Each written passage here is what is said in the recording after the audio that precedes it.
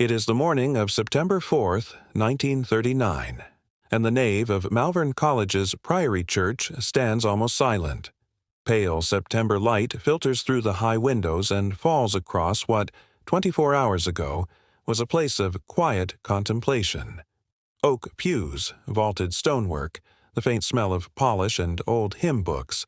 But the pews are gone now, dragged out in the hours since Britain declared war, and in their place stand rows of wooden workbenches.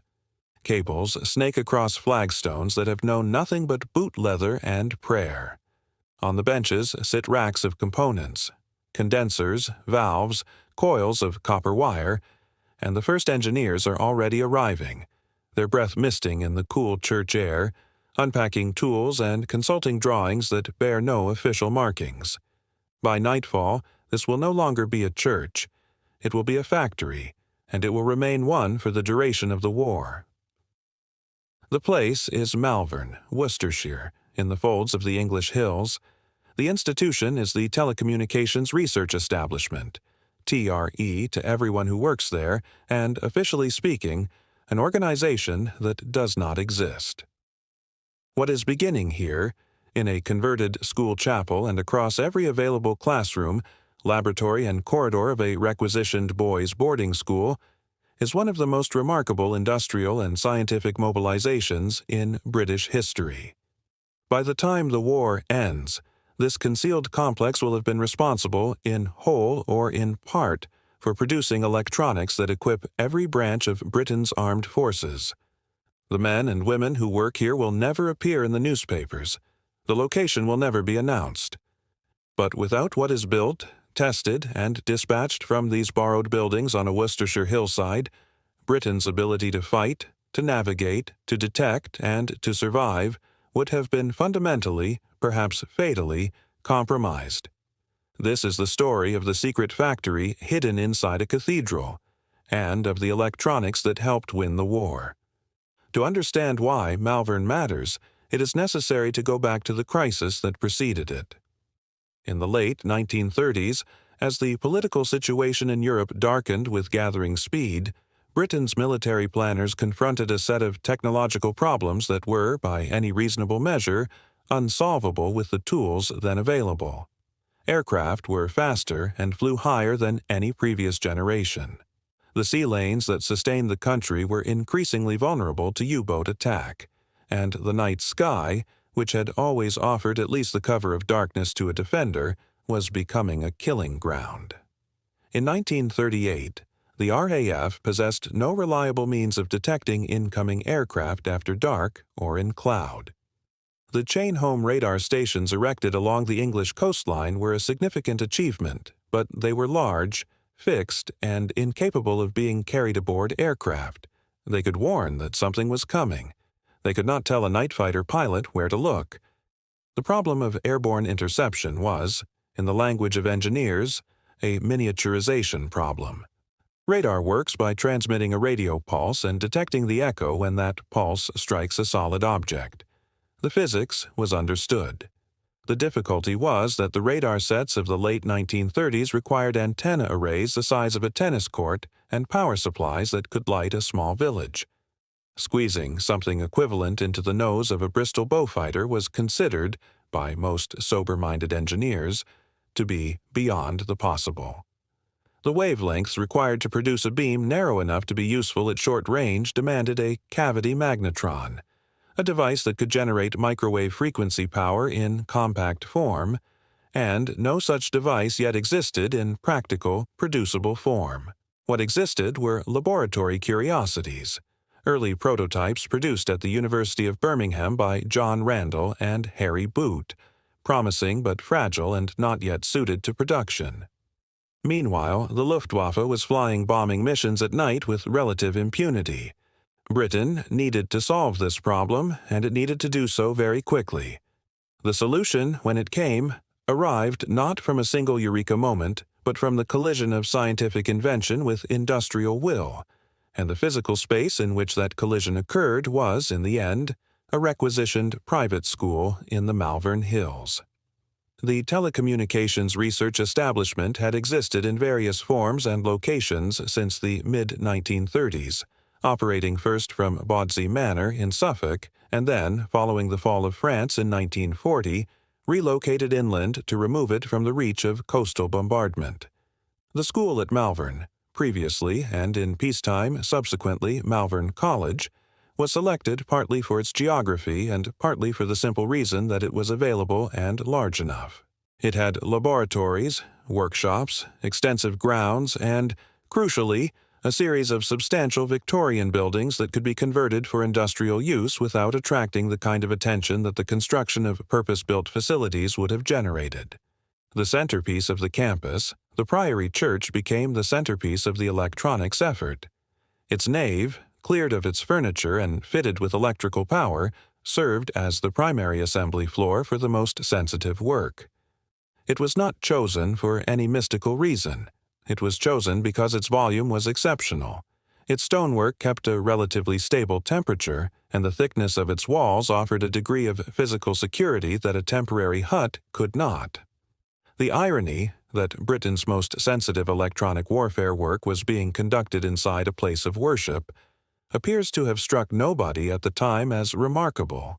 There was too much to do.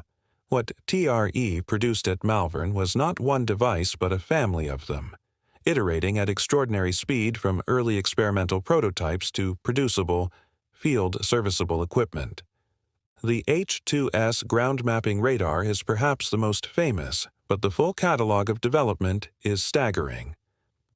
Airborne Interception Radar, AI Mark IV and its successors, gave RAF night fighters the ability to locate enemy aircraft in complete darkness, transforming the night defense of Britain. ASV, Air-to-Surface Vessel Radar, gave Coastal Command aircraft the ability to detect surfaced U-boats, fundamentally altering the balance of the Battle of the Atlantic. OBO, a precision navigation and bombing system that used 2 ground stations to guide aircraft to targets with an accuracy measured in tens of meters, was developed here. GEE, the hyperbolic navigation system that allowed bomber command crews to fix their position with reasonable accuracy deep over enemy territory, came out of these buildings. The H-2S system deserves particular attention because it illustrates both the ambition of what TRE was attempting and the manufacturing challenge that ambition created. H-2S used a rotating antenna in a blister beneath the aircraft's fuselage to produce a crude but serviceable radar map of the ground below. The returns from towns, rivers, coastlines, and open countryside appeared on a circular cathode ray display in the navigator's position, giving a bomber crew some means of identifying their position even through cloud. The heart of the system was the magnetron, a copper cylinder roughly the size and weight of a large tin of paint, machined to tolerances of a few thousandths of an inch, capable of generating several kilowatts of pulsed power at centimeter wavelengths. Each magnetron had to be individually tested, adjusted, and matched to its associated circuitry. The associated transmitter, receiver, scanner, and display unit occupied a volume roughly equivalent to 2 large suitcases stacked together and weighed in the region of 270 kilograms in the early marks. Manufacturing this equipment presented challenges of a different order from the scientific work of designing it. The valves required for the receiver circuits were not available from standard commercial suppliers in the volumes needed. The machined cavity magnetrons required precision metalworking skills and equipment that had to be identified, contracted, and in some cases trained from scratch. Sub-components were manufactured at dispersed locations across the Midlands and shipped to Malvern for assembly and test, a supply chain that had to be organized and managed entirely within the constraints of wartime secrecy. Exact production figures for the most sensitive systems remain, even now only partially declassified, but estimates drawn from operational records and post-war assessments suggest that TRE Malvern was, directly or through its closely supervised contractor network, responsible for the design, testing, and approval of electronics fitted to something in the region of 40% of Britain's combat aircraft by the middle years of the war. The figure, striking as it is, almost certainly undercounts the indirect contribution. The modified components, the adapted circuits, the engineering solutions developed at Malvern that found their way into equipment nominally designed elsewhere. The working conditions inside the repurposed school were, by the account of those who survived to describe them, intense but not unhappy. Scientists and engineers worked directly alongside each other with a lack of hierarchy that would have been impossible in peacetime industry. Women made up a substantial proportion of the technical workforce, operating test equipment, carrying out precision measurements, assembling and soldering components, and their contribution, largely unacknowledged in official histories written by men, was fundamental to the throughput the establishment achieved. The hours were long, the heating was inadequate, and the canteen food was, by universal agreement, terrible. But the sense of purpose was absolute. The people working in those requisitioned classrooms and that converted church knew, with unusual clarity, that what they were doing mattered. If you are finding this interesting, a subscribe helps more than you know and means more of this kind of history can reach more people. In operational terms, the equipment developed and produced at Malvern began to change the shape of the war from the latter part of 1941 onwards. The first H-2 S-equipped Sterling bombers flew over Germany in January 1943, and while the system was far from perfect, coastlines resolved well, but distinguishing one industrial city from another in the interior of Germany required considerable skill and experience. It represented a transformation in the capabilities available to Bomber Command. Before H-2S, a crew bombing Berlin on an overcast night was navigating largely by dead reckoning and hope. With H-2S, there was at least the possibility of a fix, of a recognizable feature on the display that could anchor the crew's understanding of where they were. The effect of ASV radar on the Battle of the Atlantic was, if anything, more measurable. In the first quarter of 1943, Coastal Command aircraft equipped with ASV Mark III, a centimetric radar developed at Malvern, began catching U-boats on the surface at night with a frequency that the German submarine service found incomprehensible. The Kriegsmarine had developed warning receivers that could detect the earlier metric wavelength ASV radar, allowing U-boat commanders to dive before the aircraft arrived. Centimetric radar was invisible to those receivers. The U-boats had no warning.